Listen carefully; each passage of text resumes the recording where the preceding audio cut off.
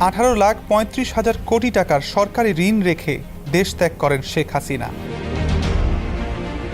দেশি ও বিদেশি উৎস থেকে এই ঋণ নেওয়া হয়েছে। অথচ 2009 সালে শেখ হাসিনা যখন ক্ষমতা গ্রহণ করেন তখন সরকারের ঋণ স্থিতি ছিল মাত্র 2,76,830 কোটি টাকা। সে হিসাবে আওয়ামী লীগের দেড় দশকের শাসনামলেই সরকারের ঋণ স্থিতি 15,58,206 কোটি টাকা বেড়েছে, যা সরকারের মোট ঋণের প্রায় 85%। অর্থ মন্ত্রণালয়ের তথ্যে গত দেড় দশকে সরকারের অস্বাভাবিক ঋণ বৃদ্ধির এ চিত্র উঠে এসেছে। ঘোষিত বাজেটে সরকারের পরিচালন ব্যয় মেটানো ও উন্নয়ন কর্মকাণ্ডের কথা বলে দেশি বিদেশি উৎস থেকে এই ঋণ নেওয়া হয়েছে, যদিও শেখ হাসিনা সরকারের বিরুদ্ধে সীমাহীন অনিয়ম দুর্নীতির অভিযোগ রয়েছে। এ সময় লুটের শিকার হয়েছে দেশের ব্যাংক খাত। লুণ্ঠিত এসব অর্থ পাচার হয়েছে ইউরোপ, আমেরিকা সহ বিভিন্ন দেশে। যুক্তরাষ্ট্রভিত্তিক গবেষণা প্রতিষ্ঠান গ্লোবাল ফাইন্যান্সিয়াল ইন্টিগ্রিটির তথ্য বিশ্লেষণ করে পাওয়া হিসাব অনুযায়ী শেখ হাসিনার দেড় দশকের শাসন আমলে দেশ থেকে অন্তত 14,920 কোটি বা 149.20 বিলিয়ন ডলার পাচার হয়েছে। বাংলাদেশি মুদ্রায় পাচারকৃত অর্থের পরিমাণ দাঁড়ায় অন্তত 17,60,000 কোটি টাকা। যদিও বর্তমানে বাংলাদেশের ব্যবহারযোগ্য নিট রিজার্ভ রয়েছে 16 বিলিয়ন ডলারেরও কম। 2009 সালের নির্বাচনে বিজয়ের পর শেখ হাসিনা প্রধানমন্ত্রী হিসেবে দায়িত্ব নেন 6 জানুয়ারি। ওই বছরের 31 ডিসেম্বর পর্যন্ত দেশের ব্যাংক খাতে খেলাপি ঋণের পরিমাণ ছিল মাত্র 22,482 কোটি টাকা। 2024 সালের মার্চে এসে খেলাপি ঋণের পরিমাণ 1,82,000 কোটি টাকা ছাড়িয়ে যায়। ছাত্র জনতার গণ অভ্যুত্থানে শেখ হাসিনা দেশ ত্যাগের সময় দেশে খেলাপি ঋণের পরিমাণ অন্তত 2 লাখ কোটি টাকা ছাড়িয়েছে বলে বাংলাদেশ ব্যাংক সূত্রে জানা গেছে। দেশের ব্যাংক খাতের নিয়ন্ত্রক সংস্থা হলো বাংলাদেশ ব্যাংক। খোদ বাংলাদেশ ব্যাংকের নেতৃস্থানীয় কর্মকর্তারাই বলছেন, ব্যাংক খাত লুণ্ঠনে কেন্দ্রীয় ব্যাংককে সহযোগীর ভূমিকায় পালনে বাধ্য করা হয়েছে।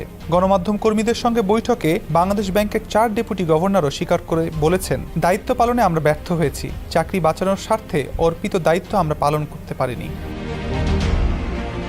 অর্থনীতিবিদরা বলছেন, উন্নয়নের দোহাই দিয়ে শেখ হাসিনার সরকার রাস্তা, ব্রিজ, মেট্রো রেলের মতো কিছু অবকাঠামো তৈরি করেছে, কিন্তু তার বিপরীতে অর্থনীতিকে দীর্ঘমেয়াদে পঙ্গু করে দিয়েছেন।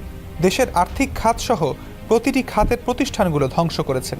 জরুরি ভিত্তিতে অর্থনীতিকে টেনে তোলার ও কার্যকর সংস্কার করা সম্ভব না হলে বাংলাদেশের সামনে ভয়াবহ পরিস্থিতি অপেক্ষা করছে। আওয়ামী লীগের প্রথম মেয়াদ তথা 2009 থেকে 2013 সাল পর্যন্ত সরকারের ঋণ বৃদ্ধির হার মোটামুটি স্থিতিশীল ছিল।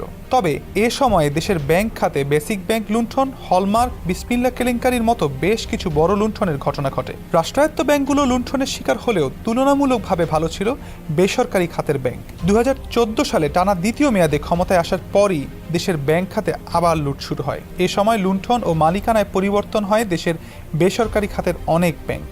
দেশের সবচেয়ে বড় ব্যাংক ইসলামী ব্যাংক বাংলাদেশ লিমিটেড, সোশ্যাল ইসলামী ব্যাংক সহ অনেক ব্যাংক থেকেই মূল উদ্যোক্তারা ছিটকে পড়েন।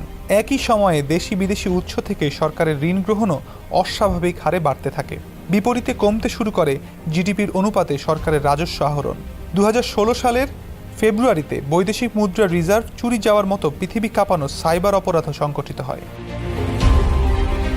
অর্থ মন্ত্রণালয়ের তথ্য পর্যালোচনা করে দেখা যায় 2018 থেকে 2022 সালে 5 বছরেই ব্যাংক সহ অভ্যন্তরীণ উৎস থেকে সরকারের ঋণ বাড়ে প্রায় 4 লাখ কোটি টাকা। 2017 সালের ডিসেম্বর শেষেও অভ্যন্তরীণ উৎস থেকে সরকারের মোট ঋণ ছিল 3,20,272 কোটি টাকা। 2022 সালের শেষে তা 7,17,189 কোটি টাকা ছাড়িয়ে যায়। ব্যাংক খাতে সরকারকে ঋণ দিতে ব্যর্থ হলে গত বছর বাংলাদেশ ব্যাংক নিজেই নতুন টাকা ছাপিয়ে সরকারকে ঋণ দেয়। উন্নয়ন কর্মকাণ্ডের কথা বলে গত দেড় দশকে বিদেশি উৎস থেকেও অস্বাভাবিক হারে ঋণ নিয়েছে সরকার। 2010 সালেও বিদেশি উৎস থেকে নেওয়া সরকারের ঋণ স্থিতি ছিল মাত্র 20.33 বিলিয়ন ডলার। অর্থ মন্ত্রণালয়ের তথ্য বলছে 2023 সালের ফেব্রুয়ারিতে এসে এ ঋণের স্থিতি 59.21 বিলিয়ন ডলারে গিয়ে ঠেকে। সুইজারল্যান্ডের কেন্দ্রীয় ব্যাংক সুইস ন্যাশনাল ব্যাংকের তথ্যানুসারে 2021 সালে দেশটিতে বাংলাদেশিদের জমা অর্থের পরিমাণ ছিল 87,11,11,000 সুইস ফ্রাঁ। এটি ছিল দেশটিতে বাংলাদেশিদের জমানো সবচেয়ে বেশি অর্থ। এরপর থেকে আমানতের পরিমাণ কমতে থাকে। 2022 সালে